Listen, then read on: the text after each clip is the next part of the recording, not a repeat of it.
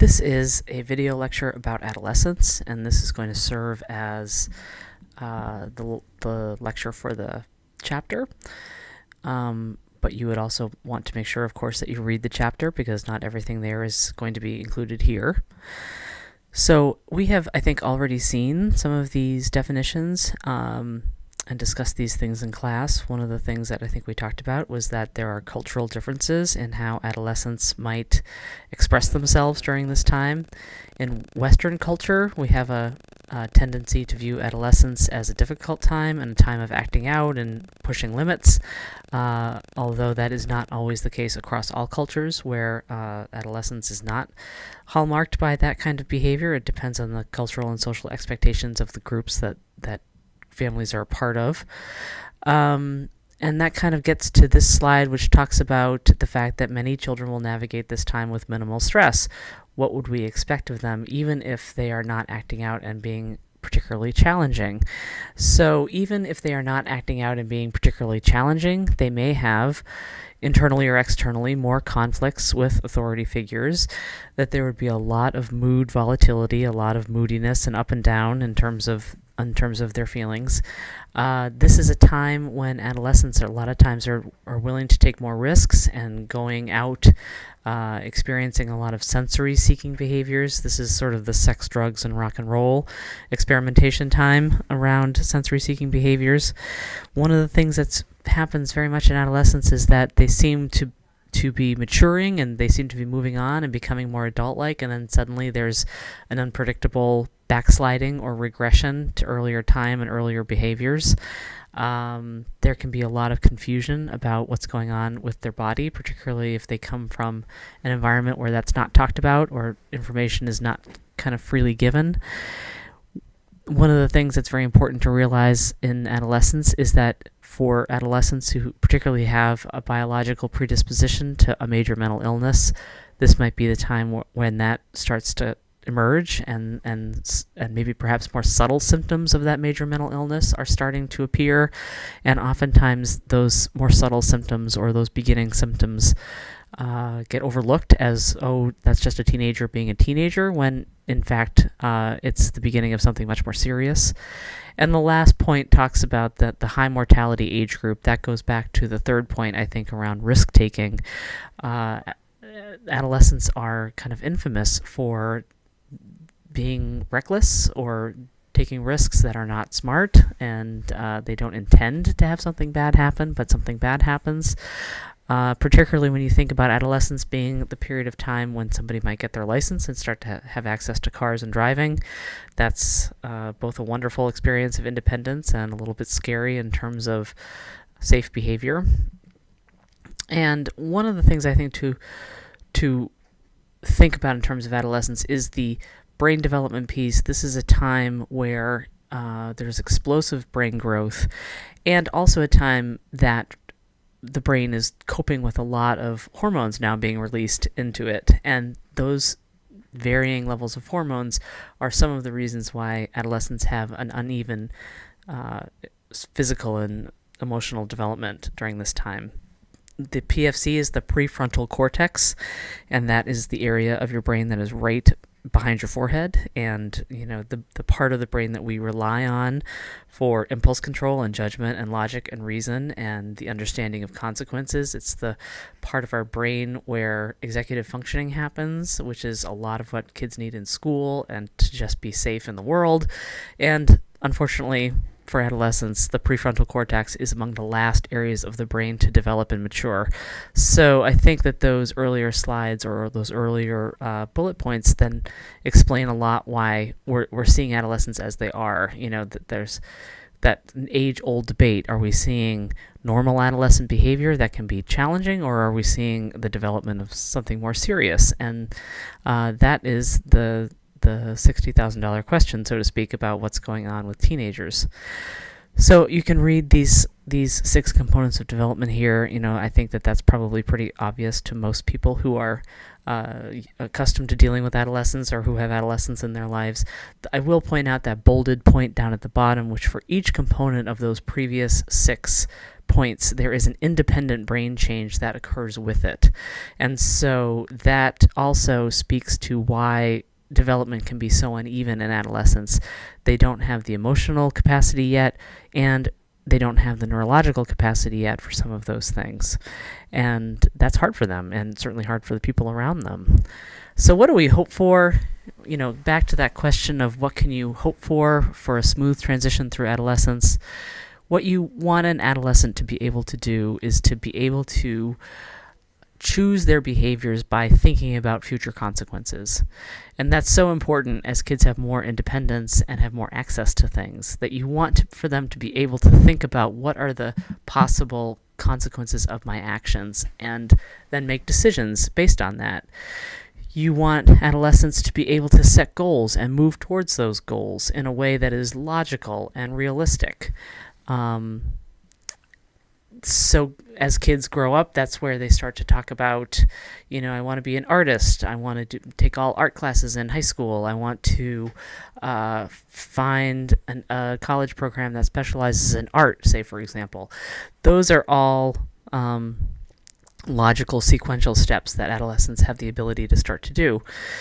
One of the things that we can all recall, I think, this third point from our own experiences in high school and middle school, is that there is a lot of affect and emotion in these very complicated social settings of high school and the peer group. And we ask adolescents every day to negotiate those very difficult social settings and to do it despite their own affect and despite the fact that people around them might have a lot of affect and high affect going on.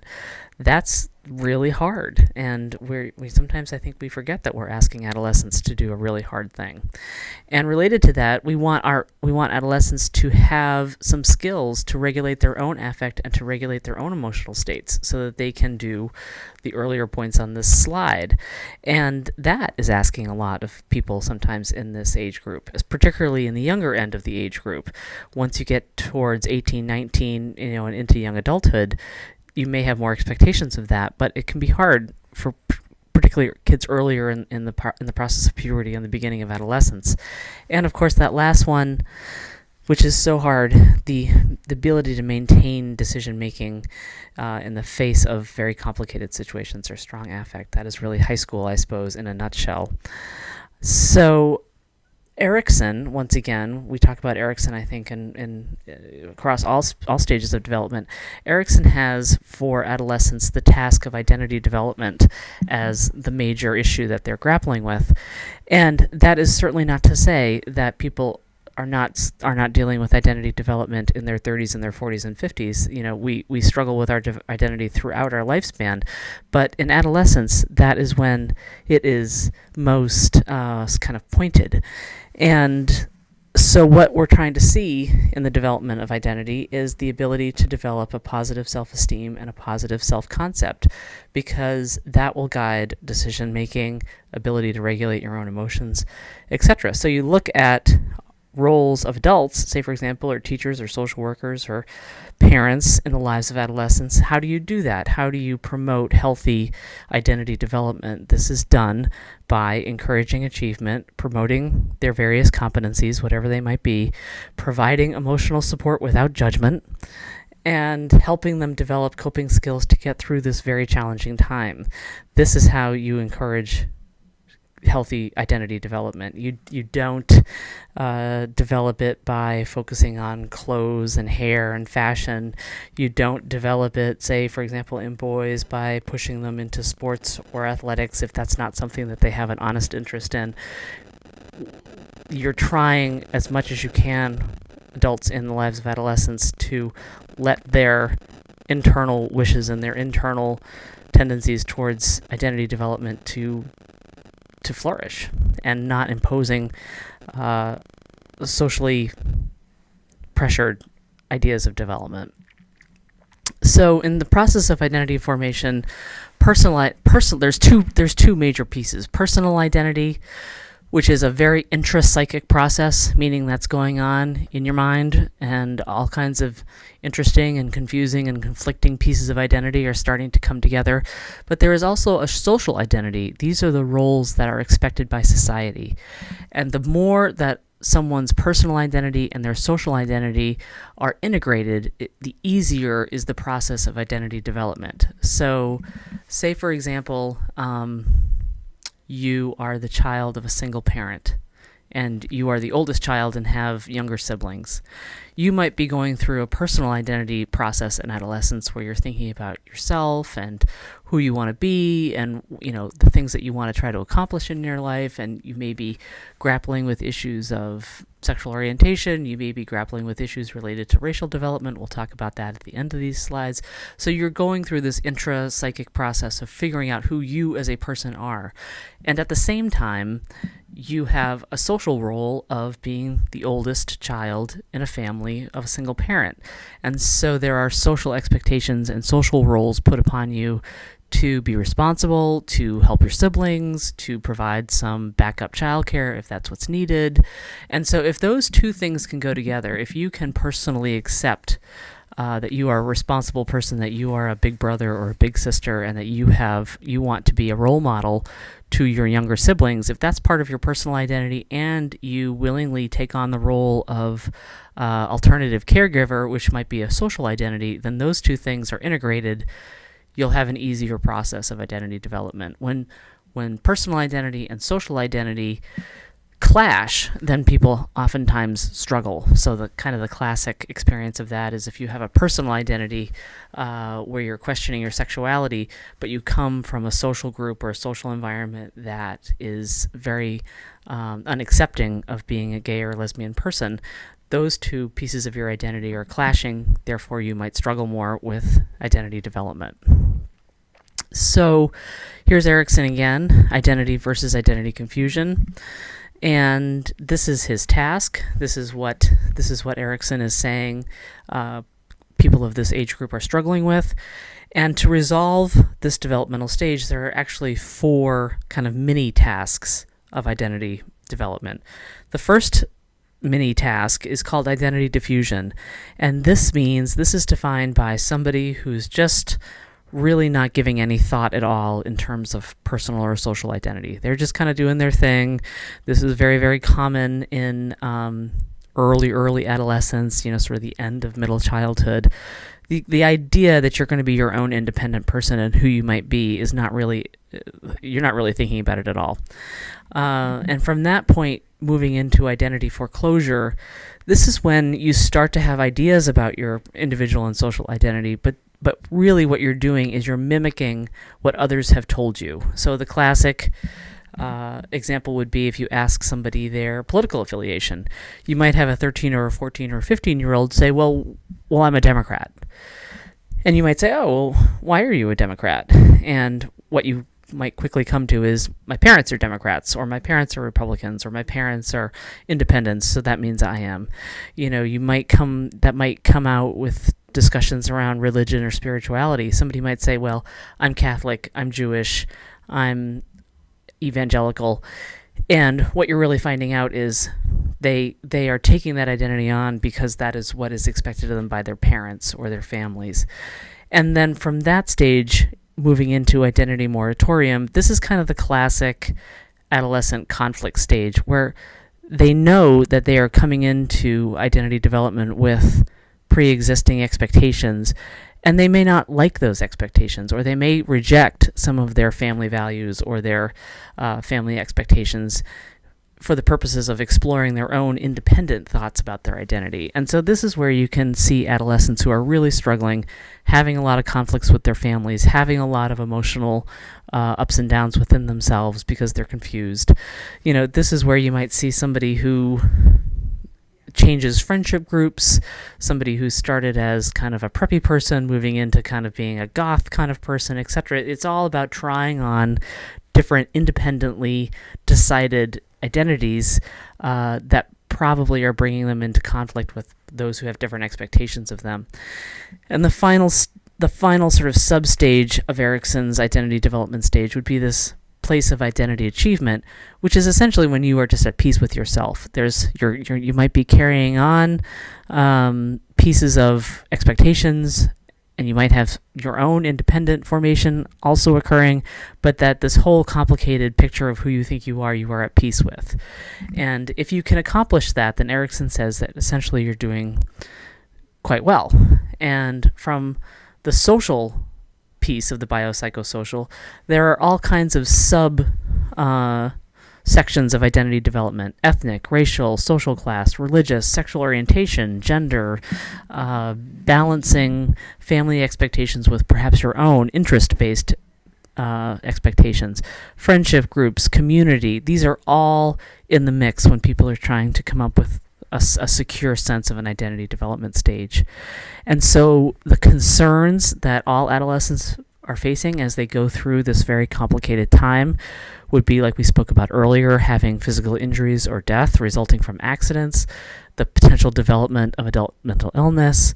Oftentimes, early adolescence and moving on forward is when you start to see the development of eating disorders, the experience of having physical or sexual trauma, as a result of kind of more independence and these parts of you that are kind of emerging at this time.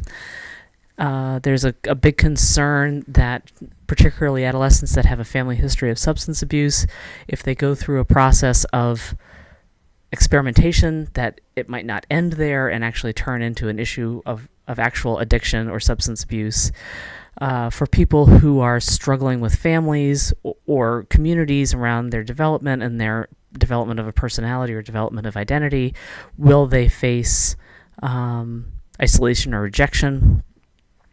Now that kids are out in the world more, there's more of a risk of violent behavior, and that includes violence towards the self-harm, and suicide. Internalizing and externalizing behaviors refers to how symptoms or signs of difficulty get expressed. People who are internalizers take all of those things in. They may seem very withdrawn, or they may seem fine, but behind that mask of fineness, they're really struggling with some pretty intense issues. People who are internalizers, or adolescents who are internalizers, tend to kind of fly under the radar screen. People might not realize the kind of distress that they're in. And adolescents who are externalizers are often getting a lot of attention. It's quite clear to people around them that they're struggling with something. Their behavior tends to be erratic and problematic and bringing a lot of attention to oneself. So in some ways, people with externalizing behaviors may bring a lot of negative attention to themselves, but they might also bring a lot of help to themselves because it's quite clear that something's going on. And so when, as social workers, we're dealing with adolescents, in addition to the interpersonal, intrapsychic process that we know is going on, we also want to have considerations of parenting strategies and attachment, the influence of these major social factors like poverty, community violence, being a runaway, possible teen pregnancy, body image, kids who leave school early for a variety of reasons and, say, for example, drop out of high school. These are major social pressures that really can pile up on an adolescent and cause a lot of additional stress and problems. However, it could also be a source of strengths and resilience that somebody is making their way through these difficult social situations as well. So one of the groups of identity development had to do with race, and there are some interesting theories about racial identity development, and that's what these next few slides are discussing. So an issue of racial identity development, it's not as though this happens for the first time in adolescence, but it does tend to reemerge in adolescence as a particularly important issue. And one of the things that's going on in terms of identity development is that somebody, as an adolescent, might suddenly have a very serious conflict between their cultural experience and a social expectation. One of the things in terms of the theory about racial and ethnic identity is that this is a social construction, and that people are experiencing that differently in different groupings, and that there isn't necessarily a one accepted way of identity development, that can change depending on social situations. So there are many, many theories of racial identity development. I've chosen to highlight the cross model of racial identity development because I think that it also lines up pretty well with Erik Erikson. And so these are the stages that you see in Cross's model, and we'll discuss those further, starting right here with pre-encounter. This is when a person might internalize a sense of internalized oppression, and that might come from media sources, that might come from other social messages, but while that has happened, they may not have an awareness of the overt and covert ways that racism has affected them and affected their development. And so Cross's next stage talks about the encounter stage that is triggered by an event or a series of events that forces a person to examine the impact of racism on one's life. And this is a stage that can feel extremely overwhelming, with somebody's sense of identity being very destabilized. And I think, a more current example of that might be looking at these very highly publicized experiences of police brutality or police violence towards particularly African American men that we have seen on the news and has been circulating in all areas of social media. And so that can be a real huge trigger for somebody to enter this encounter stage where all of a sudden they feel very unsafe in the world and are perhaps much more acutely aware of how racism has affected them either in the past or how they fear in the future. And so one of the ways to cope with that feeling of being destabilized is Cross's theory or part of immersion, which is where you have a desire to surround oneself with people and symbols of your racial identity. And that part of doing that might be that you actively avoid or reject the majority culture, and you are actively now perhaps for the first time seeking out or learning about knowledge of your own history and culture, whatever your racial background is. And so I think this is a really common place for high school students and college students to be in. There's a very famous book called Why Are All the Black Kids Sitting Together in the Cafeteria? And that novel or that nonfiction textbook is really studying in very deep in a very deep way the issues that come with immersion in Cross's model. So moving out of immersion is internalization, where there is still a very heavy emphasis on in-group affiliations, but there is more of a willingness to explore the interconnection with other cultures. And this is often a very important point for quote-unquote white allies to help to deal with racism and cultural change. And this may also be a point where people of color, say for example, might be more willing to accept white allies as part of this process, where in the earlier stage they might not be so willing to accept that. The last stage would be internalization and commitment, which is where a much more positive sense of racial identity is achieved, that race has now been incorporated and blended with other parts of identity,